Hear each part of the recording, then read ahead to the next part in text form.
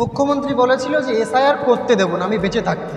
মুখ্যমন্ত্রী বহাল তবিয়াতে আছেন, এখন এসআইআর হচ্ছে, কি বলবেন? যদি ইচ্ছাকৃতভাবে কারোর নাম বাদ দেওয়া হয় তাদের বিরুদ্ধে আমরা আইনত ব্যবস্থা নেব। আইএসএফ এর তরফ থেকে কথা শুনে উত্তেজিত হবেন না। আমার তো মনে হয় প্রতি বিধানসভায় 25 থেকে 30,000 করে ভোট বাদ যাবে টিএমসি, কারণ এরাই ছাপ্পা মেরে ইচ্ছাকৃত এই মরা ভোটারের ভোটগুলো করাতো। স্যার হলে কি ওনার যে ভোট ব্যাংক ছিল, মৃত ভোটারগুলো ছিল, ছাপ্পা মেরে প্রত্যেক বুথে ভোট করাতো, সেইগুলো কি করতে পারবে না? সেই কারণের জন্য টিএমসির ভোট ব্যাংকে কূপ পড়বে, সেই কারণের জন্য করছে। প্রদীপকর থেকে শুরু করে অনেকেই মারা গেল, এর দায় কারা নেবে? টিএমসি এবং বিজেপিকে নিতে হবে, এরাই তো আতঙ্কিত করছে। আমরা মানুষ রাজ্যে ছড়িয়ে পড়েছে এসআইআর আতঙ্ক, আর এর পরিপ্রেক্ষিতে প্রদীপ কর সহ একাধিক ব্যক্তি মৃত্যুতে রাজ্যে কিন্তু আতঙ্ক ছড়িয়েছে।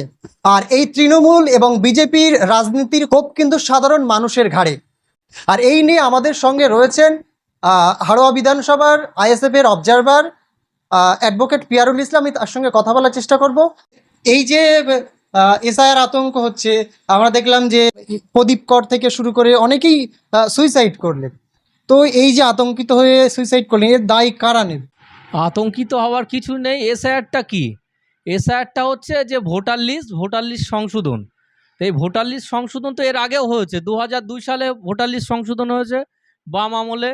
69 লাখ ভোটার বাদ গেছে, এবং সেই সময় যারা সিপিএম সরকারে ছিল তারা কিন্তু এসআইআর করতে হেল্প করেছে।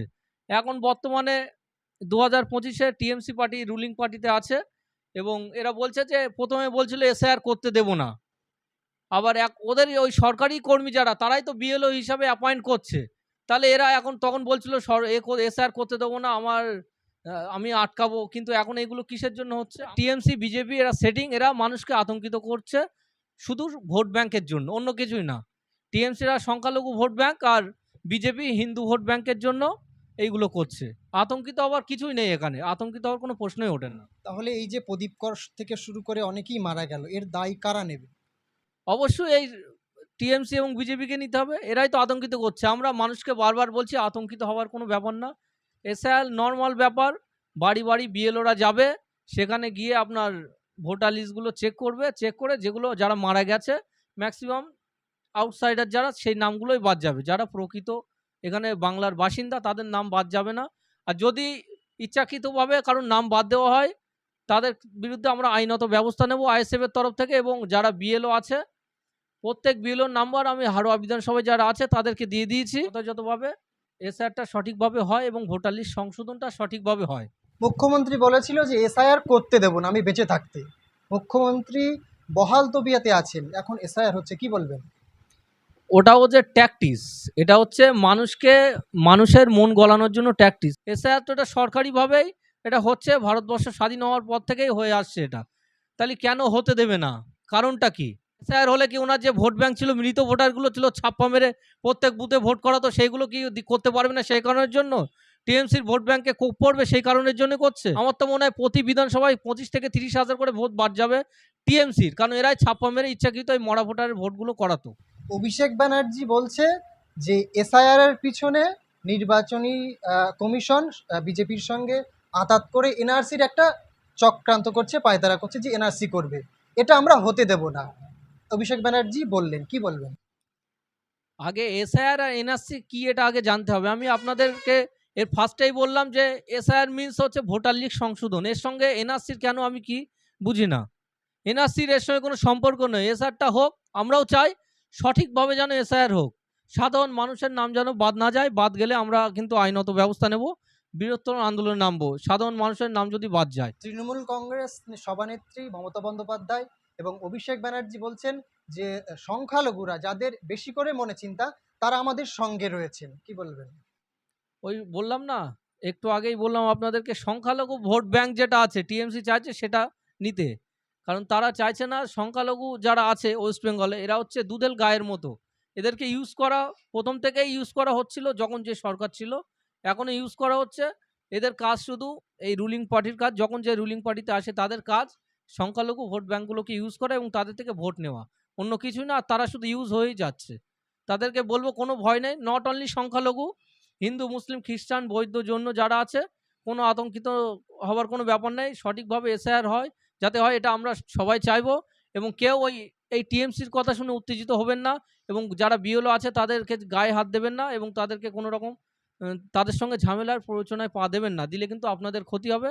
আর এরা এইটা করানোর চেষ্টা করছে। তৃণমূল কংগ্রেস বলছে এসআইআর এর নামে যারা বৈধ ভোটার তাদের থেকে বাদ দেওয়ার চক্রান্ত করছে বিজেপি। বিজেপি অভিযোগ করছে যে তৃণমূল কংগ্রেসের যারা ভুয়ো ভোটার তাদেরকে প্রশ্রয় দেওয়ার জন্য, যারা মৃত ভোটার তাদেরকে প্রশ্রয় দেওয়ার জন্য তৃণমূল এমন করছে। সেখানে বিজেপি এবং তৃণমূল দুজনের রাজনীতির কোপে সাধারণ মানুষরা বলি হচ্ছেন। তাহলে রাজ্যের যারা সাধারণ মানুষ তারা কি নিরাপত্তাহীনতায় ভুগছে না? তারা তো অবশ্যই নিরাপত্তাহীনতায় ভুগছে। এরা হচ্ছে বাজার গরম করছে। বিজেপি বলুন, টিএমসি বলুন, এই বৈধ ভোটার, অবৈধ ভোটার এটা এখন কিসের জন্য আসবে? ২০০২ সালের পর থেকে যারা ওয়েস্ট বেঙ্গলে এসছে, যারা বাংলাদেশ থেকে এসছে, অনেক দূরে, অনেক আগে থেকে এসছে, তারা যদি ভোটার না হতে পারত, তাহলে এইসব নামগুলো আসতো না। যারা মরা ভোটার, তাদের নামগুলো যদি প্রতি বছরে বাদ দেওয়া যায়, তাহলে এইসব বিষয়গুলো আসতোই না তো, যে বৈধ অবৈধ। এবং ২০০২ সালে পরে যারা ওয়েস্ট বেঙ্গলে এসছে বা বাইরে থেকে বিভিন্ন জায়গা থেকে ওয়েস্ট বেঙ্গলে এখানে এসছে, যারা ভোটার হয়েছে, তার এর দায় কে? সেন্ট্রাল গভর্নমেন্ট, স্টেট গভর্নমেন্ট দুজনেই যায়। সেন্ট্রাল ইলেকশন কমিশনার আছে, স্টেট ইলেকশন কমিশনার আছে, দুজনাই তো জানে। নাহলে ভোটার লিস্ট কীভাবে? একটা ভোটার হতে গেলে ইলেকশন কমিশনের কাছে খবর থাকে, তারা জানে, তারা এইগুলো কমপ্লিট করে তারপরে একজন ভোটার হয়। তাহলে এর জন্য স্টেট সবাই দায়ী, central election commission central government, state election commission state government সবাই দায়ী। তাহলে এর জন্য তো এদের সবাইকেই দায়ভার গ্রহণ করতে হবে। সাধারণ মানুষের যদি কোনো ক্ষতি হয়, তাহলে এদেরকে বিজেপি টিএমসি দুজনেরই দায়ভার গ্রহণ করতে হবে, এবং দায়ভার তাদের নিতে হবে। আর এই ওয়েস্ট বেঙ্গলের যে রুলিং পার্টি আছে, তারা ইচ্ছাকৃত তো এই মুসলিম সম্প্রদায়কে টার্গেট বলবো আমি, টার্গেট করেছে। টার্গেট করে এদের দিয়ে মার খাওয়াচ্ছে, এদেরকে মার খাওয়াচ্ছে, এদের দিয়ে ছাপ্পা ভোট করাচ্ছে, এদের দিয়ে মারাচ্ছে, এরাই মরছে। এদেরকে শুধু ইউজ করা হচ্ছে। সাধারণ জনগণদের বলবো, মুসলিম হিন্দু সবাইকেই বলবো যে কারোর প্ররোচনায় পা দেবেন না। সঠিকভাবে যাতে এসআইআর হয় সেটা আমরা দেখব, এবং আপনারা বেআইনিভাবে মারধর করতে যাবেন না বা মারপিট করতে যাবেন না। কোথাও গেলে আপনাদেরই ক্ষতি হবে, কেউ কিন্তু আপনাদের পাশে থাকবে না। সর্বশেষ একটা প্রশ্ন করব, হাড়োয়া বিধানসভা অঞ্চলে সামনে 2026-এর নির্বাচন, সেখানে এই অত্র এলাকায় আপনি পর্যবেক্ষক হিসেবে দায়িত্ব পালন করছেন, কেমন সাড়া পাচ্ছেন? এবং সামনে তো 2026-এর ভোট, আপনারা আপনাদের দলের ভিতরে কেমন প্রস্তুতি নিচ্ছেন? অবশ্যই প্রস্তুতি নিচ্ছি। আমার মেন লক্ষ্য হচ্ছে বুথ কমিটি। আমি চেষ্টা করছি প্রত্যেক বুথ থেকে যাতে বুথের ছেলেরা বুথ কমিটি স্ট্রংভাবে তৈরি করতে পারে। 26-এ এই হারমাত বাহিনীর বিরুদ্ধে চোখে চোখ রেখে যাতে লড়াই করতে পারে। আর আমরা চোখে চোখ রেখে লড়াই করতে পারলে আমরা সাকসেস হব। মানুষ ভোট দেওয়ার জন্য রেডি আছে। মানুষ চাইছে সঠিকভাবে ভোট হোক। ভোট হলে আমরা জিতবো, এটা আমি আশাবাদী। ধন্যবাদ। এতক্ষণ পর্যন্ত আমাদের সঙ্গে ছিলেন হাড়োয়া বিধানসভার পর্যবেক্ষক অ্যাডভোকেট পিয়ারুল ইসলাম। সেই পর্যন্ত সকলকে ধন্যবাদ। দেখতে থাকুন বি নিউজ।